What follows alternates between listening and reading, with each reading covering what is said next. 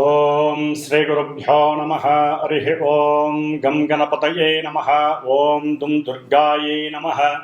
హరి ఓం కాత్యాయనాయ విద్మహే కన్యకుమారి ధీమహి తన్నో దుర్గిః ప్రచోదయాత్.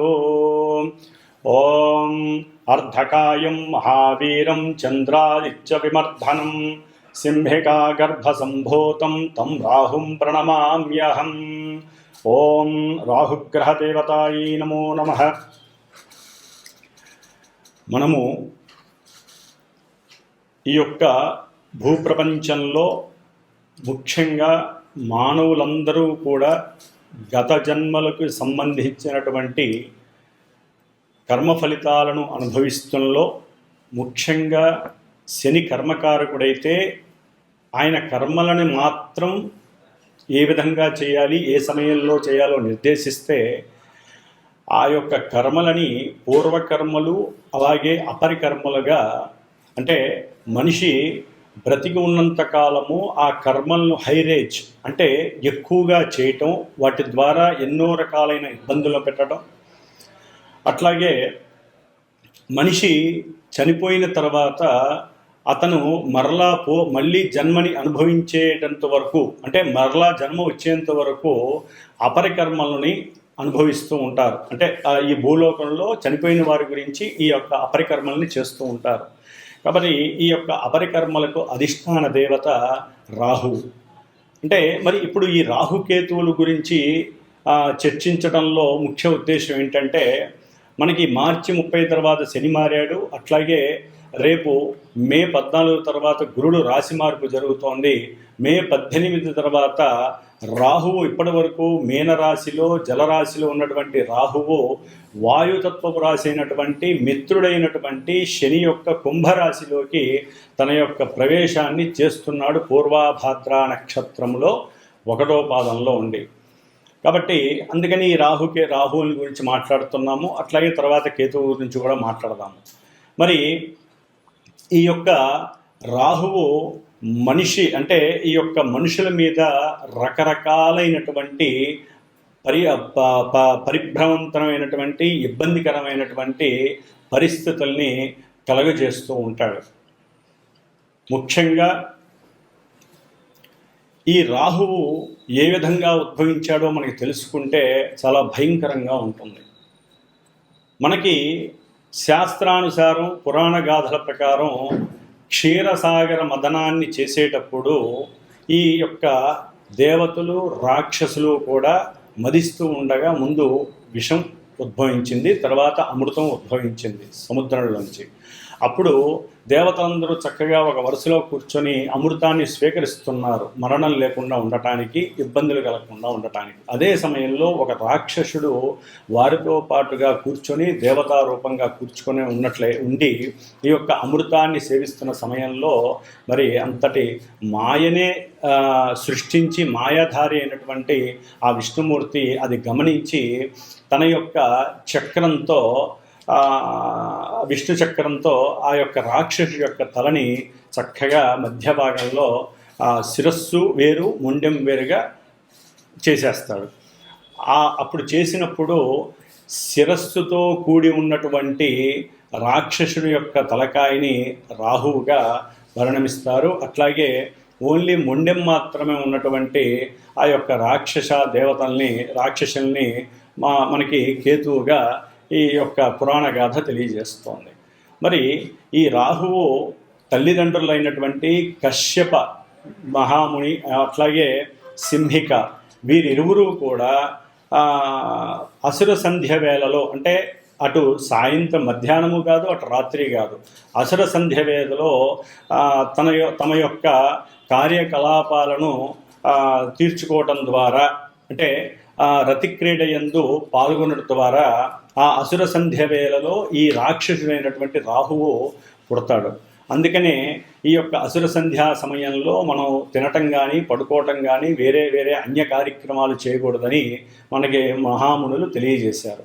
ఆ విధంగా పుట్టడం ద్వారా సూర్యాస్తమయం సమయంలో జరిగినటువంటి ఆ రాహు యొక్క జననం వలన రాహువుకి అన్ని, అంటే మూఢనమ్మకాలు మీద విశ్వాసం అంటే నమ్మకాల మీద విశ్వాసం లేకపోవటం, గురువుల యందు భక్తి పారవస్యం లేకపోవటం, అట్లాగే అన్ని అగాధాలు, విఘాతాలు, వికాతాలు, ఇబ్బందులు, మానసిక వికారాలను కలుగజేసేటటువంటి వాళ్ళలో ప్రప్రథముడు రాహువు. శనివత్ రాహువు అంటే శని ఇచ్చే ఫలితాలన్నీ రాహు ఇస్తాడు. మరి ఈ రాహువు ఇప్పుడు శని యొక్క క్షేత్రంలో ఎవరి నక్షత్రంలో ఉంటున్నాడు? పూర్వభాద్ర గురు నక్షత్రంలో ఉంటున్నాడు. అంటే మనకి గ్రహాలన్నీ కూడా అవి ఉన్నటువంటి రాశి ప్రభావాన్ని, రాశ్యాధిపతి ప్రభావాన్ని ఏదో కొంతవరకు ఇస్తూ అవి ఉన్నటువంటి స్థితి ప్రకారం ఇస్తాయి. కానీ ఈ రాహుకేతువులు అట్లా కాదు. రాహువు తను ఉన్నటువంటి రాశ్యాధిపతి అయినటువంటి శని యొక్క ఫలితాలను ఇస్తాడు. తను స్వయంగా తనకున్నటువంటి పోర్ట్ఫోలియోస్ ప్రకారం తనిచ్చే ఫలితాలను ఇస్తాడు. తను చూస్తున్న భావ ఫలితాలను ఇస్తాడు, భావాధిపతి ఫలితాలను ఇస్తాడు. రాహు ఉన్నటువంటి నక్షత్రాధిపతి అయినటువంటి గురుడి యొక్క ఫలితాలు కూడా ఇస్తాడు. కాబట్టి ఇన్ని రకాల వేస్లో రాహువు కుంభరాశిలో అడుగు పెడుతున్నాడు మే 18వ తారీఖున. కాబట్టి మే 18 నుంచి డిసెంబర్ 2026 వరకు కూడా దాదాపు 1 సంవత్సరంన్నర పాటు ఈ రాహువు తన యొక్క క్రీడా విన్యాసాల ద్వారా ఎన్నో మార్పులు అటు దేశం మీద, ఇటు ప్రపంచము, అట్లాగే అంతరిక్షంలో, అట్లాగే మనకు ఉన్నటువంటి పంచభూతాలను ఆవహించి ఉన్నటువంటి ఎన్నో రకాలైనటువంటి నెగటివ్ ఎఫెక్ట్స్ ద్వారా ఈ రాహువు మన యొక్క మానవ జీవితం మీద వారి యొక్క సొంత జాతకాల ద్వారా ఏ ఏ రాసుల్లో, అట్లాగే రాహు మహర్దశలు నడుస్తున్నవారు, రాహు అంతర్దశలు నడుస్తున్నవారు, అట్లాగే జాతకంలో లగ్నం నుంచి కానీ చంద్రుడి నుంచి కానీ ఈ రాహువు ఉన్నటువంటి స్థితిగతులు, రాహుతో కలిసి ఉన్నటువంటి గ్రహాలు, ఇట్లా పరిపరి విధములుగా రాహువు తన యొక్క విన్యాస క్రీడలని మనుషుల మీద ప్రభావితం చేస్తూ కొంతమందికి వృద్ధిని కలుగజేస్తాడు, మరికొంతమందికి రాసుల వారికి ఇబ్బందిని, అభివృద్ధి పదంలో ఉన్నటువంటి వారిని కిందకు పడవేయటం, జైళ్ళల్లో వేయించటం, అట్లాగే కుటుంబంలో విఘాతాలు కలగటం, ఇట్లా ఎన్నో రకాలైనటువంటి సమస్యల్ని క్రియేట్ చేసేవాడు రాహువు. ఎందుకంటే శని యొక్క క్షేత్రంలో ఉండటం ద్వారా, కుంభరాశిలో ఉండటం ద్వారా. కాబట్టి ఈ యొక్క రాహువు చేసేటటువంటి విన్యాసాలు ద్వాదశ రాశుల్లో వారికి ఉన్నప్పుడు ఏ విధంగా ఉంటాయి ప్రస్తుతం ఈ యొక్క 1.5 ఇయర్.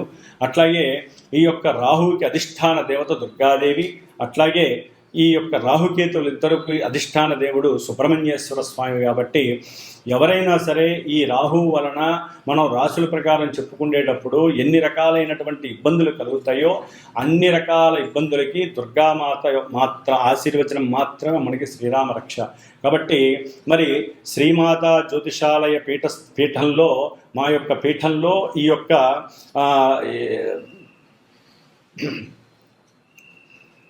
ఓం శ్రీమాత్రే నమః. ఈ యొక్క పీఠంలో ఈ యొక్క గ్రహాలకి సంబంధించినటువంటి శాంతులు, జపాలు, హోమాలు, అట్లాగే నిత్య అనుష్ఠాన జప పారాయణలు జరుగుతూ ఉంటాయి.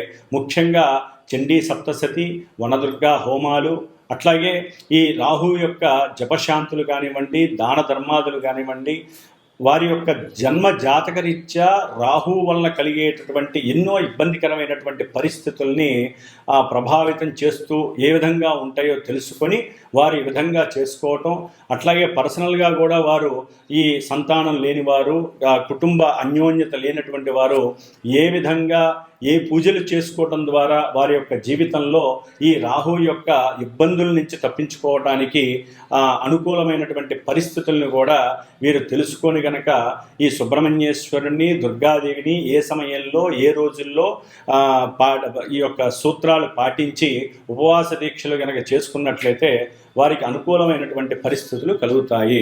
కాబట్టి ఈ రాహు యొక్క స్థితిగతులు మేషాది ద్వాదశ రాశుల వారికి ఏ విధంగా ఉంటాయి, ఏ ఏ రాశుల వారికి రాహు చేసేటటువంటి శుభాశుభ ఫలితాలు ఏ విధంగా ఉంటాయో మరి ఇప్పుడు మనం తెలుసుకుందాం.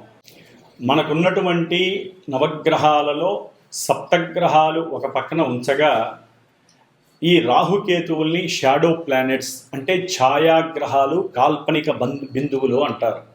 ఇవి ఏ రాశిలో అయితే ఉంటాయో ఆ రాశి యొక్క, ఆ రాశ్యాధిపతి యొక్క, అట్లాగే ఇవి ఏ నక్షత్రంలో ఉంటే ఆ నక్షత్రాధిపతి యొక్క, ఏ గ్రహం వీటిల్ని చూస్తుందో ఆ గ్రహం యొక్క ఫలితాలు, అట్లాగే ఈ గ్రహం ఏ రాశుల్ని, ముఖ్యంగా రాహువు 5వ స్థానాన్ని, 9వ స్థానాన్ని, 7వ స్థానాన్ని చూస్తూ ఉంటాడు. అంటే ఇప్పుడు కుంభరాశిలోకి వస్తున్నటువంటి రాహువు తన యొక్క అంటే వీళ్ళు అపసవ్య దృష్టిని కలిగి ఉంటారు. మిగతా గ్రహాలు వక్రించినప్పుడు మాత్రం కొంచెం వెనక భావాలను ఇస్తారు, కానీ వీరు ఎప్పుడూ కూడా అంతరిక్షంలో అపసవ్య దశలో తిరుగుతూ ఉంటారు. కాబట్టి ఈ కుంభరాశిలో మారేటటువంటి మే 18న మారుతున్నటువంటి రాహువు మరి కుంభరాశి యొక్క ఫలితాలని అక్కడ ఉండి తన యొక్క దృష్టి తులారాశి మీద, 5వ రాశి మీద, 7వ దృష్టి సింహరాశి మీద, 9వ దృష్టి మిథున రాశి మీద పడుతుంది. కాబట్టి ఈ యొక్క రాశుల్లో ఉన్నటువంటి గ్రహాలు ఈ యొక్క రాశి ఫలితాలు ఇస్తాయి. అట్లాగే ఇప్పుడు మనకి ఈ యొక్క మే 18 నుంచి జూన్ 6 వరకు కుజుడు ఆల్రెడీ మనకి కర్కాటక రాశిలో ఉన్నాడు. కాబట్టి ఈ కుజుడు అష్టమ దృష్టితో రాహువును చూడటం చాలా చాలా అరిష్టకరమైనటువంటి దేశ విపత్తు అనుకోండి, లేదా మానవ జీవితాల్లో వారు పుట్టినప్పుడు కానివ్వండి, ఇప్పుడు గోచార రీత్యా కర్కాటక రాశి ఇంకా కొన్ని రాశుల వారికి కానివ్వండి, ఈ యొక్క కుజ దృష్టి రాహు మీద పడడం ద్వారా ఎన్నో రకాలైనటువంటి విపత్తులు, ప్రమాదాలు, అట్లాగే రకరకాలైనటువంటి ఇబ్బందులు కలగడానికి ఎక్కువ ఆస్కారాలు ఉన్నాయి. దీన్ని సర్పదోషం అంటారు. రాహుకేతువులకి సర్పదోషానికి చాలా చాలా సంబంధం ఉంది. అట్లాగే మనకి 2 రకాల పద్ధతులు ఉంటాయి. రాహువు వామాచార పద్ధతికి అధిపతి అయితే, కేతువు మనకి దక్షిణాచార పద్ధతికి అధిపతి అవుతాడు. అంటే చాలామంది ఈ యొక్క వామాచార పద్ధతిని ఈ మధ్యకాలంలో దాన్ని మనకి సాత్వికమైన వామాచార పద్ధతులు కూడా ఉన్నాయి, కానీ వాటిల్ని రజోగుణ తమోగుణ పద్ధతి ద్వారా రకరకాల విన్యాసాలను చేస్తూ ఆర్థికంగా ధనాన్ని సంపాదించుకోవడానికి చేసేటటువంటి పనులలో ఈ రాహువుని ఎక్కువగా ఉపయోగిస్తున్నారు.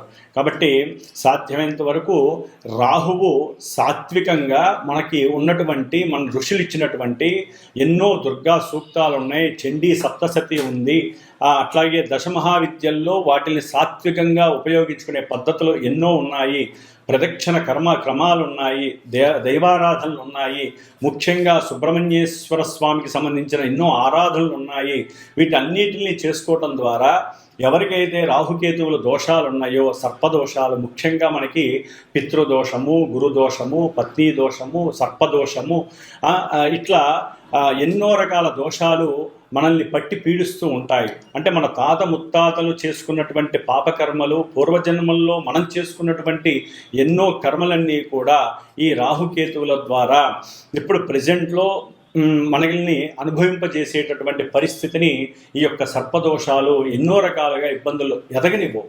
వీటిల్లో ముఖ్యంగా కాలసర్పదోషము అంటే జన్మలగ్నంలో రాహు ఉండి సప్తమంలో కేతు ఉంటే, ఈ రెండింటి మధ్య గనక గ్రహాలు ఉన్నట్లయితే సవ్యదశలో ఉంటే, అంటే రాహువు నుంచి అపసవ్య దశలో కేతు వరకు గ్రహాలు ఉంటే జన్మజాతకంలో దాన్ని కాలసర్ప యోగ దోషము అంటారు. ఇది మహా డేంజర్ అని చెప్పి అనుకోవచ్చు. అంటే డేంజర్ అంటే భయపడాల్సిన అవసరం ఏం లేదండి. అనుకున్న కార్యక్రమాలు ముందుకు వెళ్ళనివ్వవు. అట్లాగే ప్రతి విషయంలో వారికి చిరాకు, పరాగు, ఇబ్బందులు, ఒక రకమైనటువంటి నిర్జీవమైనటువంటి స్థితి ఈ యొక్క కాలసర్ప యోగ దోషం కలిగినటువంటి ఉంటుంది. కాబట్టి వీరికి కూడా ఎన్నో ప్రత్యామ్నాయ పద్ధతులు ఉన్నాయి.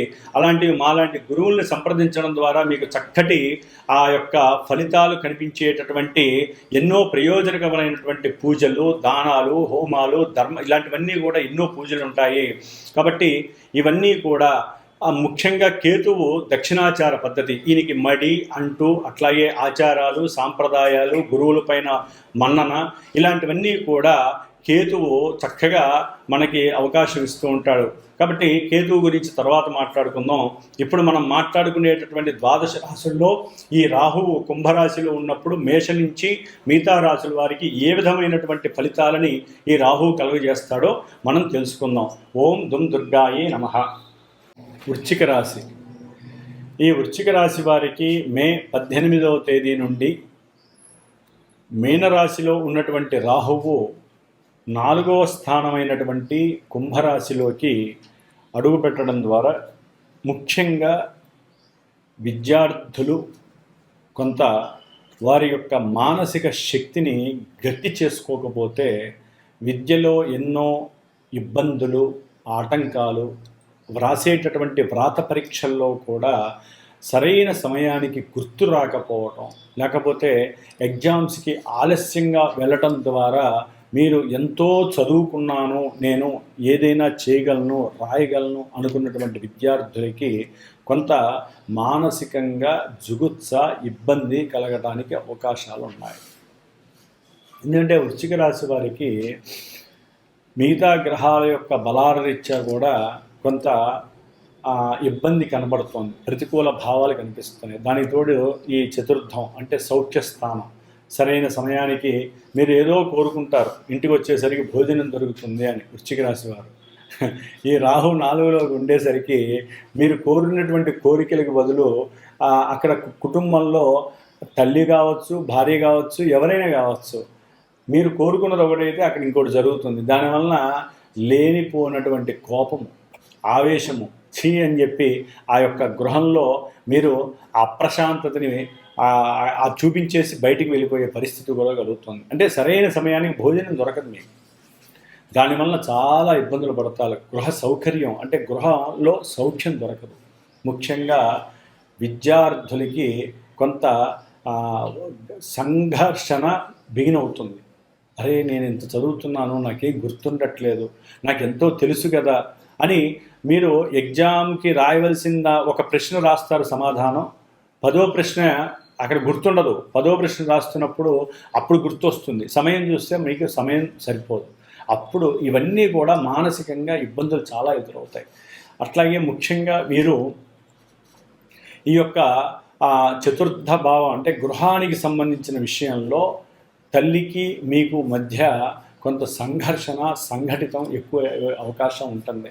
అంటే పిత్రార్జిత విషయంలో కానీ, ముఖ్యంగా తల్లికి సంబంధించినటువంటి విషయంలో కానివ్వండి, అట్లాగే వాహనాలు కొనటాలు అమ్మటాల విషయంలో ఎవరైతే పనిచేస్తూ ఉంటారో, అంటే ఈ సెకండ్స్ సేల్కి సంబంధించినటువంటి వ్యాపారస్తులు ఎవరైతే ఉంటారో వారికి సంబంధించిన విషయాలలో ఆకస్మికంగా నష్టాలు కలిగే అవకాశం ఉంటుంది. ఆ నష్టాలను తట్టుకోలేక, ఇబ్బందులు పడలేక వీరు దూరంగా వెళ్ళిపోయే అవకాశం ఉంటుంది. గృహానికి దూరంగా వెళ్ళే పరిస్థితులు కూడా కనిపిస్తున్నాయి. ముఖ్యంగా ఉద్యోగస్తులు, ఈ ఉద్యోగస్తులు అది ఏ రకమైనటువంటి ఉద్యోగస్తులైనా కానివ్వండి, వారికి సంబంధించినటువంటి వాళ్ళల్లో మోసపూరితమైనటువంటి విషయాలు వీరికి ఎక్కువగా కలుగుతూ ఉంటాయి. అంటే ఆశించినంత మేర వీరు వారి కింద పనిచేసే వారి ద్వారా కొన్ని ప్రతిబంధకాలు, ప్రతికూలతలు వీరికి కలిగే అవకాశం ఉంటుంది. మోసాలు చేసే అవకాశం ఉంటుంది. ముఖ్యంగా అంటే వీరు నమ్ముకున్న వాళ్ళే వీరిని మోసం చేస్తారు ఉద్యోగాలలో. దాని ద్వారా వీరు కొన్ని ప్రభుత్వ ఉద్యోగాలకి రిజైన్ చేసి వచ్చే అవకాశాలు కూడా వృశ్చిక రాశి వారికి ఈ చతుర్థ రాహు కనిపిస్తూ ఉంటాడు. ముఖ్యంగా మాతృ సౌఖ్యం దెబ్బతింటుంది. వాహనాల విషయంలో కొంచెం జాగ్రత్త వహించండి, లేకపోతే ఆ అవసరం లేనటువంటి పెట్రోల్ ఖర్చులు అన్నీ కూడా మీరే, ఫ్రెండ్స్ ఎక్కడికన్నా వెళ్దామంటారు, వాళ్ళు ఇస్తామనుకుంటారు, మీరేంటంటే చివరిలో లెక్కలు చెప్పిస్తారనుకుంటారు, వాళ్ళు ఇవ్వరు, ఆ ఖర్చు కూడా మీ మీదే పడుతుంది. దాని ద్వారా మానసిక అప్రశాంతత వృశ్చిక రాశి వారికి ఇట్లా పలు విధాలుగా సౌఖ్యం అంతా కోల్పోయే పరిస్థితి కలుగుతుంది. కాబట్టి మీరు ఏదైనా ఉంటే తల్లికి చెప్పుకోండి, ఆ బాధల్ని విముక్తి చేయడానికి తల్లి యొక్క సహకారాన్ని పొందండి. తల్లికి ముఖ్యంగా అనుకూలంగా ఉండటానికి ప్రయత్నం చేయండి. ముఖ్యంగా చదువుకునే విద్యార్థులు మీ స్ఫురణ శక్తిని ఎక్కువగా పెంపొందించుకోవడానికి ప్రయత్నం ఎక్కువగా చేయండి. సుబ్రహ్మణ్యేశ్వర స్వామికి సంబంధించిన మంత్రాలు ఎక్కువగా చదువుతూ ఉండండి. ఓం స్కందాయ నమః అనండి. అట్లాగే గర్భవతులుగా ఉన్నటువంటి వారు కూడా కొన్ని జాగ్రత్తలు తీసుకోండి. లేకపోతే సరైనటువంటి గర్భపోషణ లేకపోతే మీకు ఇబ్బందులు కలిగే అవకాశం ఉంటుంది. కాబట్టి నాగేంద్ర స్వామి అనుగ్రహాన్ని ఎక్కువగా పొందడానికి ప్రయత్నం చేస్తూ ఉండండి. అట్లాగే వ్యాపారస్తులు వ్యాపార విషయాలలో కొన్ని జాగ్రత్తలు తీసుకోండి, లేకపోతే ఇబ్బందులు పడేటటువంటి పరిస్థితులు ఉంటాయి. ఉద్యోగ విషయంలో కూడా ఉద్యోగస్తులకి ఒక చోటు నుంచి ఇంకో చోటుకి అనుకోకుండా వీళ్ళు మార్పులు చేయడానికి వలన గృహం మార్చడం, ఆ గృహం మార్చడం ద్వారా ఆర్థికంగా నష్టపోవటం, ఇలాంటివెన్నో కూడా జరిగే అవకాశం ఉంటుంది. అన్నదమ్ములతో సఖ్యతగా ఉండటానికి సాధ్యమైనంత వరకు కుటుంబంలో ప్రయత్నం చేయండి. అంతా శుభమే జరుగుతుంది. ఓం దుమ్ దుర్గాయే నమః.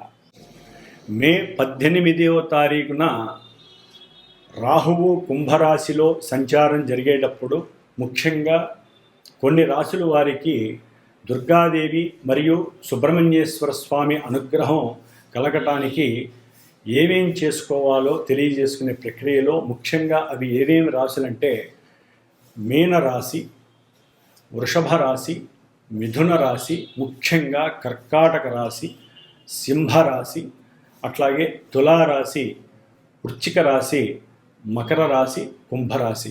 ఇన్ని రాశుల మీద ఈ యొక్క రాహుగ్రహ ప్రభావం చాలా అత్యధికంగా ఉంటుంది. కాబట్టి వీరు తప్పనిసరిగా రాహుగ్రహానికి సంబంధించినటువంటి జపాలు చేయించండి, దానాలు మినువులు దానం చేయండి, గారెలు చేసి పంచాలి. అట్లాగే దుర్గాదేవికి సంబంధించిన హోమాలు చేయించండి. చక్కగా 18 రోజులు దుర్గా సూక్త జపాన్ని ఆచరించండి. 6 రోజులు సుబ్రహ్మణ్యేశ్వర స్వామికి సంబంధించిన సర్పసూక్త పారాయణలు చేయించండి, జప పారాయణలు చేయించండి. ఇంకా సర్పదోషాలు పితృదోషాలు ఉన్నవాళ్ళు సర్ప బలి కార్యక్రమాలు చేయించండి.